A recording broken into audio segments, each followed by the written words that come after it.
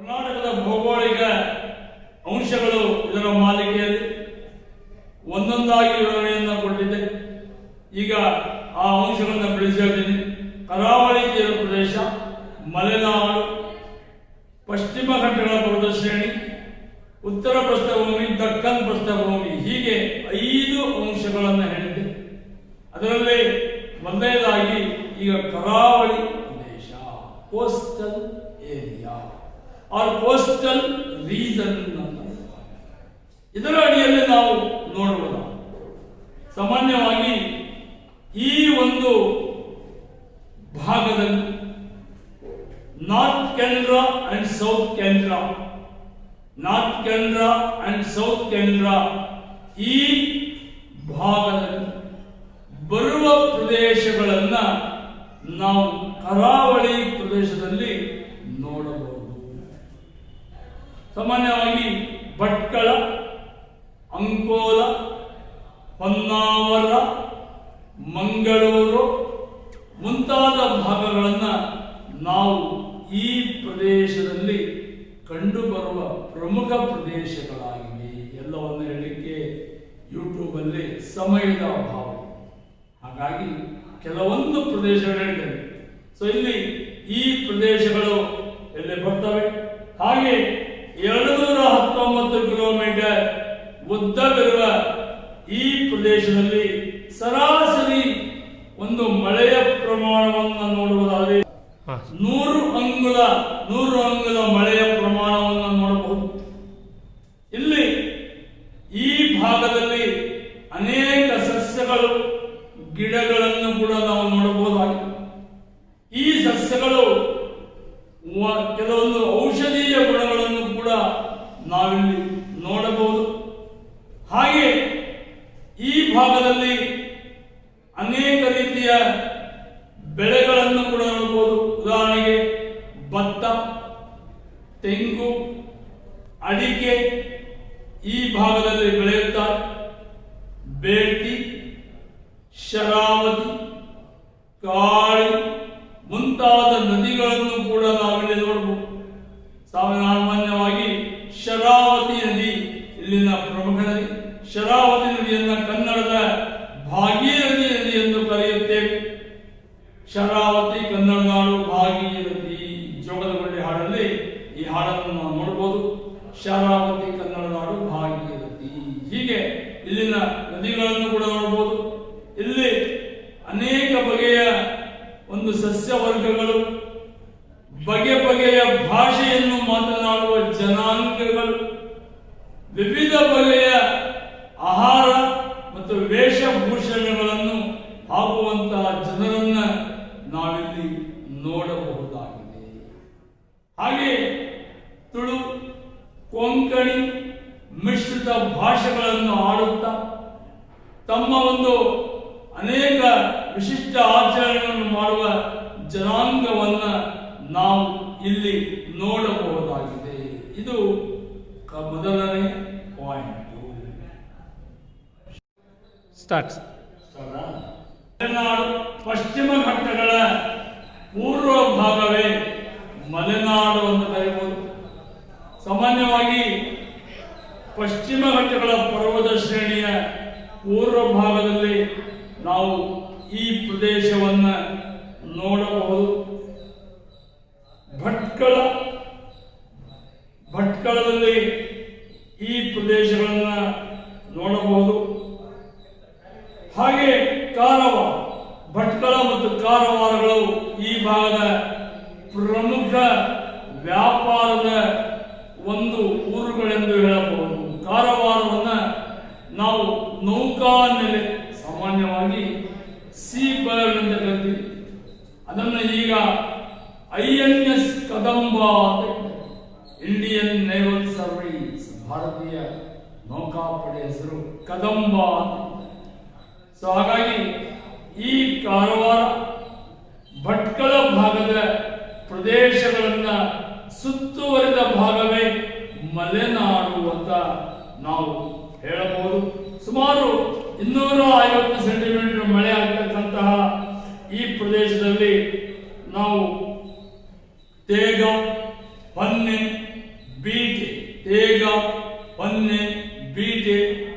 ಮುಂತಾದ ವ್ಯಾಪಾರದ ಮರಗಳನ್ನು ನೋಡಬಹುದು. ನೋಡಿ, ಶ್ರೀಗಂಧ, ತೇಗ, ಪನ್ನೆ ಇವೆಲ್ಲ ಬಹಳ ಬೆಲೆ ಬಾಳುವ ಮರಗಳು.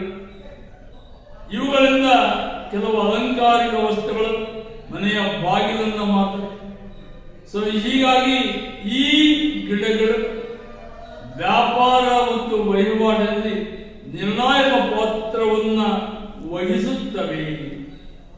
ಹಾಗೆ ಈ ಭಾಗದಲ್ಲಿ ಪ್ರಮುಖವಾಗಿ ಅತ್ಯಧಿಕ ಮಳೆ ಬೀಳತಕ್ಕಂತಹ ಒಂದು ಪ್ರಮಾಣವನ್ನು ನೋಡಬಹುದು. ಇಲ್ಲಿ ಈ ಭಾಗದಲ್ಲಿ ಪ್ರದೇಶಗಳು ಸುತ್ತುವರೆದಿದ್ದು, ಅರಣ್ಯ ಪ್ರದೇಶ ಸುತ್ತುವರೆದು ನೋಡಬಹುದು. ಹಾಗೆ ಈ ಭಾಗದಲ್ಲಿಯೂ ಕೂಡ ಅನೇಕ ಬಗೆ ಬಗೆಯ ವ್ಯವಹಾರದ ವಸ್ತುಗಳನ್ನು ನೋಡಬಹುದು.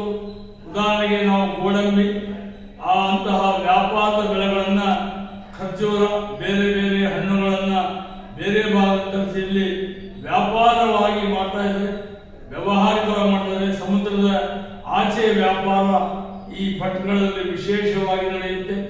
ಹೀಗೆ ಮಲೆನಾಡಿನ ಭಾಗಗಳಲ್ಲಿ ವ್ಯವಹಾರಿಕ ಬೆಳೆಗಳು, ಜೊತೆಯಲ್ಲಿ ಸಮುದ್ರ ತೀರದ ವ್ಯಾಪಾರಗಳು, ಹಾಗೆಯೇ ಬೆಲೆ ಬಾಳುವ ಗಿಡ ಮರಗಳನ್ನ ಇಲ್ಲಿ ಆಮದು ರಫ್ತು ಮಾಡತಕ್ಕಂತಹ ವ್ಯವಸ್ಥೆಯನ್ನ ಮಲೆನಾಡಿನಲ್ಲಿ ನಾವು ನೋಡಬಹುದು.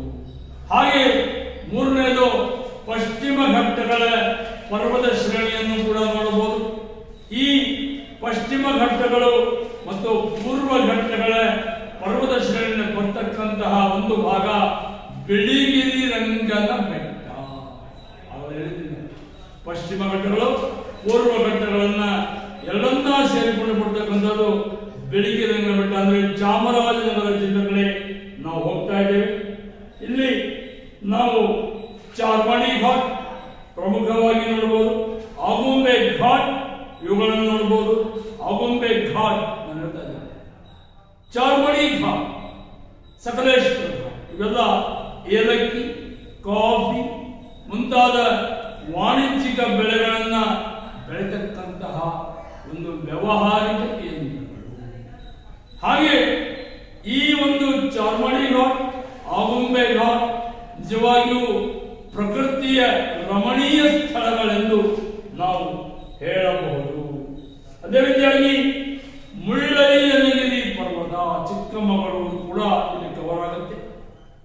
ನಾನು ಹೇಳ್ತೀನಿ, ಪೂರ್ವ ಮತ್ತು ಪಶ್ಚಿಮ ಘಟ್ಟಗಳ ಎರಡನ್ನ ಬರ್ತಕ್ಕಂಥದ್ದು ಬಿಳಿಗಿರಿ ರಂಗನ, ಚಾಮರಾಜನಗರ ಆ ಭಾಗದಿಂದ ಹಿಡಿದು ಈ ಭಾಗದವರೆಗೂ ಬರ್ತಕ್ಕಂತಹ ಪರ್ವತ ಶ್ರೇಣಿಗಳು. ಚಿಕ್ಕಮಗಳೂರು ಬಾಬಾ ಬುಡನ್ಗಿರಿ ದತ್ತಪೀಠ. ಈ ದತ್ತಪೀಠದಲ್ಲಿ ನಾವು ಅತ್ಯಂತ ರಮಣೀಯ ಸ್ಥಳಗಳನ್ನು ನೋಡಬಹುದು. ಕಾಫಿ ಇಲ್ಲಿ ಬೆಳೀತಾ ಇದೆ. ಚಿಕ್ಕಮಗಳೂರು ಕಾಫಿ, ವಿಶೇಷವಾಗಿ ಕೊಡಗು ಬೆಳತಕ್ಕಂಥ ಅರೇಬಿಕಾ ಬೆಳೆ, ಅರೇಬಿಕಾ ಕಾಫಿ ತಳಿ ಫೇಮಸ್. ಅರೇಬಿಕಾ ಕಾಫಿ ತಳಿಯನ್ನು ಕೂಡ ನಾವು ಚಿಕ್ಕಮಗಳೂರು ಭಾಗದಲ್ಲಿಯೂ ಕೂಡ ನೋಡಬಹುದು. ಅದೇ ರೀತಿ ಇನ್ನು ಬೇರೆ ವಾಣಿಜ್ಯಿಕ ವ್ಯವಹಾರಗಳನ್ನು ಕೂಡ ನಾವಿಲ್ಲಿ ನೋಡಬಹುದು. ಹಾಗೆ ಕಬ್ಬಿಣ ಮತ್ತು ಉಕ್ಕು ಕಾರ್ಖಾನೆಗಳನ್ನ ಇಲ್ಲಿ ನಾವು ನೋಡಬಹುದು. ಕಾಗದ ಕಾರ್ಖಾನೆ, ಭದ್ರಾವತಿ ಕಬ್ಬಿಣ ಉಕ್ಕು ಕಾರ್ಖಾನೆಗಳನ್ನು ಕೂಡ ನೋಡಬಹುದು. ಹಾಗೆ ಈ ಭಾಗದಲ್ಲಿ ನಾವು ತುಂಗಭದ್ರಾ ಮುಂತಾದ ನದಿಗಳನ್ನು ಕೂಡ ನೋಡಬಹುದು. ಪಶ್ಚಿಮ ಘಟ್ಟಗಳಲ್ಲಿ ಅನೇಕ ಗಿಡ ಮರಗಳು, ಅನೇಕ ರೀತಿಯ ಸಸ್ಯವರ್ಗವನ್ನು ನೋಡಬಹುದು. ಈ ಭಾಗದಲ್ಲಿ ಅನೇಕ ಆದಿವಾಸಿ ಜನಾಂಗವನ್ನು ಕೂಡ ನಾವು ನೋಡಬಹುದಾಗಿದೆ. ಅದೇ ರೀತಿಯಲ್ಲಿ ಮತ್ತೊಂದು ಭಾಗ ದಕ್ಕನ್ ಪ್ರಸ್ಥಭೂಮಿ, ಉತ್ತರ ಪ್ರಸ್ಥಭೂಮಿ ನೋಡಬಹುದು. ಈ ಉತ್ತರ ಪ್ರಸ್ಥಭೂಮಿ ಅಂತಂದ್ರೆ ನಮಗೆ ಬರ್ತಕ್ಕಂಥದ್ದು ಬಿಜಾಪುರ್, ಬೀದರ್, ಗುಲ್ಬರ್ಗಾ ಮುಂತಾದ ಭಾಗಗಳನ್ನ ನಾವು ನೋಡಬಹುದು. ಈ ಭಾಗದಲ್ಲಿ ನೋಡಿ, ಸಾಮಾನ್ಯವಾಗಿ ಬೀದರ್ನಲ್ಲಿ, ಗುಲ್ಬರ್ಗಾದಲ್ಲಿ ಬೇಳೆ ಮತ್ತು ಜೋಳವನ್ನ ಹೆಚ್ಚಾಗಿ ಬೆಳೆದ ತೊಗರಿ ಬೇಳೆ, ಹೆಸರು ಮುಂತಾದ ಒಂದು ಪದಾರ್ಥಗಳು, ಹಾಗೆ ಬಿಳಿ ಜೋಳ ಇಲ್ಲಿ ಬೆಳೆದಕ್ಕಂತಹ ಬೆಳೆಗಳು. ಈ ಭಾಗದಲ್ಲಿ ಮಳೆ ಪ್ರಮಾಣ ಸಾಕಷ್ಟು ಕಡಿಮೆ ಇರುತ್ತೆ, ಬಿಸಿಲಿನ ಬೇಗೆ ಜಾಸ್ತಿ ಇರುತ್ತೆ. ಹಾಗೆ ಇಲ್ಲಿ ಬರುವ ನದಿಗಳು ಗುಲ್ಬರ್ಗಾದಲ್ಲಿ ಭೀಮಾ, ರಾಯಚೂರಿನಲ್ಲಿ ತುಂಗಭದ್ರಾ, ಕೃಷ್ಣ ನದಿಗಳನ್ನು ಕೂಡ ನಾವು ನೋಡಬಹುದಾಗಿದೆ. ಅದೇ ರೀತಿಯಾಗಿ ದಕ್ಕನ್ ಪ್ರಸ್ಥಭೂಮಿಯಲ್ಲಿ ನೋಡಿದರೆ ಕೋಲಾರ, ತುಮಕೂರು, ಮೈಸೂರು, ಮೈಸೂರು, ಇಲ್ಲಿ ಬರ್ತಕ್ಕಂತಹ ನದಿಗಳನ್ನ ನಾವು ನೋಡೋದಾದ್ರೆ ಕಾವೇರಿ ನದಿ ಇಲ್ಲಿ ನೋಡಬಹುದಾಗಿದೆ. ಇಲ್ಲಿ ದ್ರಾಕ್ಷಿ, ಭತ್ತ, ರಾಗಿ ಮುಂತಾದ ಬೆಳೆಗಳನ್ನು ಇಲ್ಲಿ ಬೆಳೀತಾ ಇದ್ದಾರೆ. ಹಾಗೆ ಎಣ್ಣೆಯ ಕಾಳುಗಳು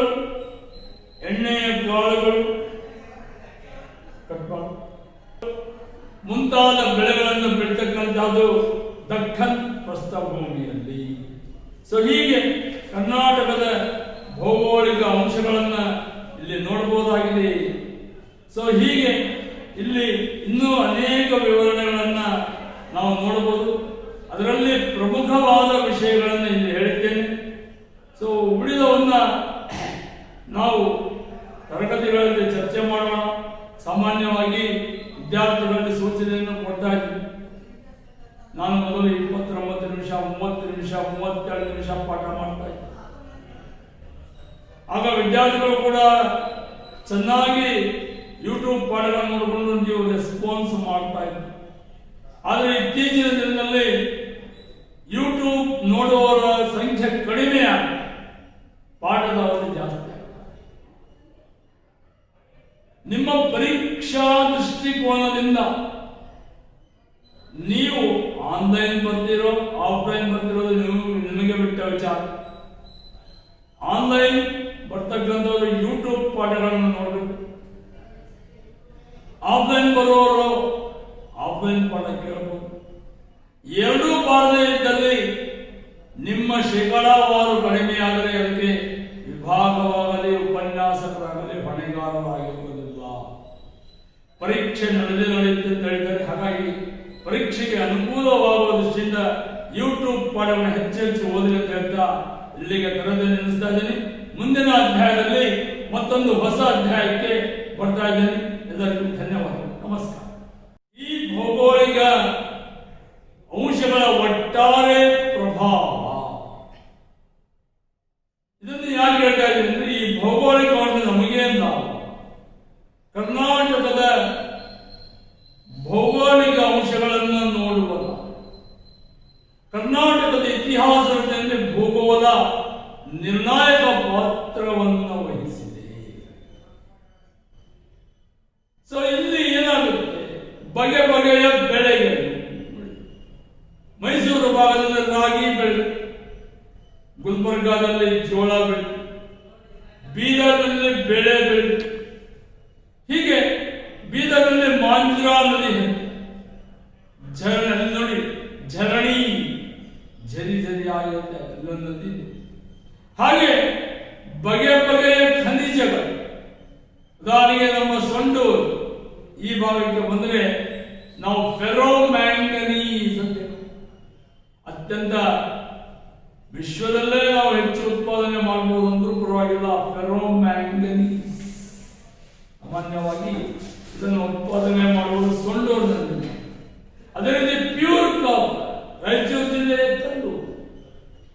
ಈ ಭಾಗದ ಒಂದು ಖನಿಜಗಳು, ಈ ಭಾಗದ ಒಂದು ಬೆಳೆಗಳು, ಆಯಾ ಭಾಷೆಗಳು. ನೋಡಿ, ಭಾಷೆ ಬದಲಾವಣೆ, ಬಿಜಾಪುರದ ಭಾಷೆ ಬದಲಾವಣೆ, ಬೀದರ್ನ ಬದಲಾವಣೆ, ಅಲ್ಲಿ ಹಾಗೆ ರಾಯಚೂರು ಭಾಷೆಯ ಬದಲಾವಣೆ, ಮೈಸೂರು ಭಾಷೆಯ ಬದಲಾವಣೆ.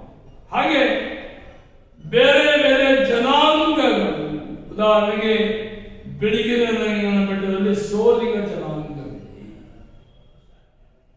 ಅದೇ ರೀತಿಯಲ್ಲಿ ನಾವು ಕರ್ನಾಟಕದಲ್ಲಿ ಇತ್ತ ಕಡೆ ಬಂದ ಅಂದ್ರೆ ನಮ್ಮ ಬಳ್ಳಾರಿ ಜಿಲ್ಲೆಯಲ್ಲಿ ಕಂಪ್ಲಿ ಭಾಗ ಅಂದ್ರೆ ಹಕ್ಕಿ ಪಿಕ್ಕಿ ಜನಾಂಗವನ್ನು ಕೂಡ ನಾವು ನೋಡಬಹುದು. ಹಾಗೆ ಸಿಂಧನೂರು ಕಡೆ ಬಂದ್ರೆ ಬೆಂಗಾಲಿ ಕ್ಯಾಂಪ್ ಅಂತ ಬರುತ್ತೆ, ಅಲ್ಲಿ ಬೆಂಗಾಲಿ ಭಾಷೆಯನ್ನೇ ಮಾತು. ಅದೇ ರೀತಿ ನಾವು ಮುದಗಲ್ಲಿಗೆ ಹೋದರೆ ಆಷಾಢ ತಾಂಡ ಅಂತ ಬರುತ್ತೆ, ತಾಂಡದಲ್ಲಿ ಅವರ ಲಂಬಾಣಿ ಜನಾಂಗದ ಒಂದು ಭಾಷೆ ಸಂಸ್ಕೃತಿಯನ್ನು ನೋಡಬಹುದು. ಹಾಗೆ ಅನೇಕ ಬಗೆಯ ಸಂಸ್ಕೃತಿ, ಅದಕ್ಕೆ ಯುನಿಟಿ ಇನ್ ಡೈವರ್ಸಿಟಿ ಅಂತ ಭಾರತವನ್ನು ನಾವು ಹೇಳ್ತೀವಿ. ಏಕತೆಯಲ್ಲಿ ವೈವಿಧ್ಯತೆಯನ್ನ ನಾವು ಇಲ್ಲಿ ಹೇಳಬೇಕಾಗಿದೆ. ಹಾಗೆ ಇಲ್ಲಿನ ಮಳೆಯ ಪ್ರಮಾಣಗಳನ್ನು ಕೂಡ ನಾವು ನೋಡಬಹುದು. ಒಂದು ಭಾಗದಲ್ಲಿ ಮಳೆ ಹೆಚ್ಚಾಗುತ್ತೆ, ಮಂಗಳೂರು, ಉಡುಪಿ ಆ ಭಾಗದಲ್ಲಿ ಮಳೆ ಹೆಚ್ಚಾಗಿ, ಗುಲ್ಬರ್ಗ, ರಾಯಚೂರು, ಬೀದರ್, ಕೊಪ್ಪಳ ಬರೋದೇ ಇಲ್ಲ. ಲೋಯೆಸ್ಟ್ ರೈನ್ಫಾಲ್ ನಮ್ಮ ಭಾಗದಲ್ಲಿ, ಹೈಯೆಸ್ಟ್ ರೈನ್ಫಾಲ್ ಮಂಗಳೂರು, ಉಡುಪಿ ಆ ಕಡೆ ಎಲ್ಲ ಹೋದರೆ ಸಿಕ್ಕಾಪಟ್ಟೆ ಮಳೆ. ಆ ಭಾಗದಲ್ಲಿ ಕೊಡಗಿನ ಭಾಗದಲ್ಲಿ ಚಳಿ ಜಾಸ್ತಿ, ನಮ್ಮ ಭಾಗದಲ್ಲಿ ಬಿಸಿಲು ಜಾಸ್ತಿ. ಸೊ ಹಾಗೆ ಪಕ್ಷಿ ವರ್ಗಗಳು ನೋಡಿ, ಸಾಮಾನ್ಯವಾಗಿ ನಾವು ಪರಿಸರ ರಕ್ಷಣೆ ಬಗ್ಗೆ ನಾವು ಹೇಳ್ತೀವಿ, ಆದರೆ ಮನುಷ್ಯ ಕೆಲವೊಮ್ಮೆ ಸನ್ನಿವೇಶದ ಒತ್ತಡಕ್ಕೆ, ಕೈಗಾರೀಕರಣ ಒತ್ತಡಕ್ಕೆ ಸಿಲುಕಿ ಕಾರ್ಖಾನೆಗಳನ್ನು ಕಟ್ಟುವಾಗ ಗಿಡಗಳನ್ನು ನಾಶಪಡಿಸಿದ. ಕಾರವಾರ ಮುಂತಾದ ಕಡೆಗಳಲ್ಲಿ ಪರಿಸರ ಆಂದೋಲನಕ್ಕಾಗಿ ಡಾಕ್ಟರ್ ಶಿವರಾಮ್ ಕಾರವಾರ, ಡಾಕ್ಟರ್ ಪಾಂಡುರಂಗ ಹೆಗಡೆ ಮುಂತಾದವರ ಹೋರಾಟ, ಯಲ್ಲಪ್ಪ ರೆಡ್ಡಿ ಅವರ ಹೋರಾಟ, ಡಾಕ್ಟರ್ ಯಲ್ಲಪ್ಪ ರೆಡ್ಡಿ ಮುಂತಾದವರ ಹೋರಾಟ, ಅವರೇ ಹೋರಾಟ. ಆದರೆ ಆ ಗಿಡಗಳನ್ನು ಕಡಿದಾಗ ಗಂಡು ಗುಬ್ಬಚ್ಚಿಗಳು ಹೆಣ್ಣು ಗುಬ್ಬಚ್ಚಿಗಳಾಗಿ ಲಿಂಗ ಪರಿವರ್ತನೆಗೊಂಡವು. ಯಾಕೆಂದ್ರೆ ಅಲ್ಲಿನ ಹವಾಮಾನ ವೈಪರೀತ್ಯದಿಂದಾಗಿ ಲಿಂಗವನ್ನೇ ಬದಲಾಯಿಸುವಂತಹ ಸ್ಥಿತಿ ಗುಬ್ಬಚ್ಚಿಗಳ ಹವಾಮಾನ. ಸೊ ಹೀಗೆ ಅಲ್ಲಿ ಬರ್ತಕ್ಕಂತಹ ಸಸ್ಯವರ್ಗ, ಪ್ರಾಣಿ ವರ್ಗಗಳು, ಉದಾಹರಣೆ ದಾಂಡೇಲಿ ಕಡೆ ಬಂದ್ರೆ ಅಲ್ಲಿ ಕುರುಚಲು ಎಲೆಗಳನ್ನು ನೋಡಬಹುದು. ಕಾಗದ ಕಾರ್ಖಾನೆಗೆ ದಾಂಡೇಲಿ ಹೆಸರಾದಂತಹ ಪ್ರದೇಶ. ಹೀಗೆ ಕರ್ನಾಟಕದ ವೈವಿಧ್ಯಮಯ ಅರಣ್ಯಗಳು, ವೈವಿಧ್ಯಮಯ ಸಸ್ಯಗಳು, ವೈವಿಧ್ಯಮಯ ಜನಾಂಗಗಳು, ವೈವಿಧ್ಯಮಯ ಆಚಾರ ವಿಚಾರಗಳು. ಆಚಾರ ವಿಚಾರಗಳು ಉದಾಹರಣೆಗೆ ದಸರಾವನ್ನ ನಾವು ವಿಶಿಷ್ಟ ಬಗೆಯಲ್ಲಿ ಆಚರಿಸುತ್ತೇವೆ. ಮೈಸೂರು ದಸರಾ, ಅದೇ ರೀತಿ ನಮ್ಮಲ್ಲಿ ಬಂದರೆ ಆನೆಗುಂದಿ ದಸರಾ, ಕಮ್ಮಡದುರ್ಗದ ದಸರಾ.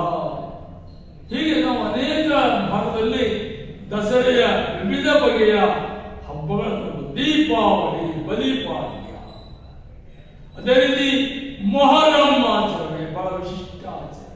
ಹಳ್ಳಿಗಳಲ್ಲಿ ಇವತ್ತಿಗೂ ಕೂಡ ಮೊಹರಂ ಆಚರಣೆ ಒಂದು ವೈವಿಧ್ಯಮಯ ಆಚರಣೆ. ಹಾಗೆ ಜಿಲ್ಲೆಗಳ ಪರಿಚಯ, ಕರ್ನಾಟಕದಲ್ಲಿ ಎಷ್ಟು ಜಿಲ್ಲೆಗಳಿದಾವೆ ಬಹಳಷ್ಟು ಜನರು. ಕೆಲವೊಮ್ಮೆ ನದಿಗಳ ಹೆಸರು ಗೊತ್ತು ನೋಡಿ, ಕೆಲವೊಮ್ಮೆ ನಾವು ನೋಡಿ ಕರ್ನಾಟಕ ರಾಜ್ಯೋತ್ಸವ ಅಂಗವಾಗಿ ಕೆಲವು ವಿದ್ಯಾರ್ಥಿಗಳ ಪ್ರಶ್ನೆ ಕೇಳಿದಾಗ ಚಂಪೆಬಾಯಿ ಕರ್ನಾಟಕದ ಸಂಸ್ಕೃತಿಯನ್ನ ಪರಿಚಯ ಮಾಡತಕ್ಕಂತಹ ಒಂದು ಅಂಶಗಳು, ಭೌಗೋಳಿಕ ಅಂಶಗಳು, ಇವುಗಳನ್ನ ನಾವು ಅಧ್ಯಯನ ಮಾಡಿದಾಗ ನಮ್ಮ ಸಂಸ್ಕೃತಿಯ ಅರಿವು ಆಗುತ್ತೆ ಅಂತ ಹೇಳ್ಬೋದು. ಒಟ್ಟಾರೆಯಾಗಿ ನಾವು ಹೇಳಿದರೆ ಈ ಭೌಗೋಳಿಕ ಅಂಶಗಳು ಕರ್ನಾಟಕದ ಮಳೆ, ಬೆಳೆ, ಪ್ರಾಣಿ ವರ್ಗ, ಸಸ್ಯ ವರ್ಗ ಮುಂತಾದ ಅಂಶಗಳನ್ನು ವಿವರಿಸುತ್ತದೆ ಅಂತ ಹೇಳಬಹುದು. ಇದು ಭೌಗೋಳಿಕ ಅಂಶಗಳು. ಇದರೊಂದಿಗೆ ಈ ಅಧ್ಯಾಯ ಮುಗಿದು ಮುಂದಿನ ಅಧ್ಯಾಯ